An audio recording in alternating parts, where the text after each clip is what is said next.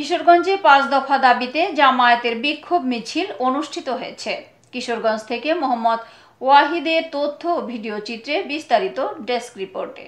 কিশোরগঞ্জে জুলাই সনদের ভিত্তিতে আগামী ফেব্রুয়ারিতে নির্বাচন সহ ৫ দফা দাবিতে বিক্ষোভ মিছিল করেছে উপজেলার জেলা ইসলামী।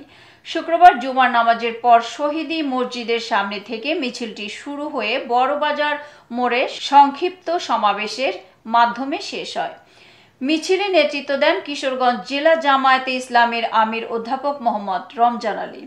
উপস্থিত ছিলেন নায়েবে আমির অধ্যক্ষ মাওলানা আজিজুল হক, সাবেক নায়েবে আমির মোসাদ্দেক ভূঁইয়া, সেক্রেটারি মাওলানা নাজমুল ইসলাম সহ অন্যান্য জেলা ও উপজেলার নেতৃবৃন্দ।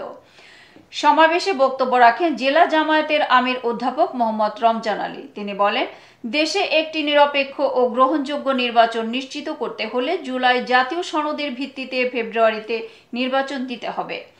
জনগণের ন্যায্য দাবি উপেক্ষা করা হলে আন্দোলন আরও তীব্র আকার ধারণ করবে।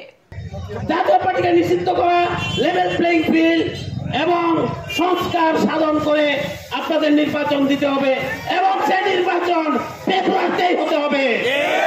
এই লক্ষ্যে জামাত ইসলামীর ৫ দফার দাবিতে যে আন্দোলন শুরু হয়েছে, আপনাদেরকে সাথে নিয়ে, কিশোরগঞ্জের মানুষকে সাথে নিয়ে, কিশোরগঞ্জের ৬টি আসনে বিজয়ের মাধ্যমে সেই আন্দোলনকে আমরা কাঙ্ক্ষিত লক্ষ্যে নিয়ে যাব।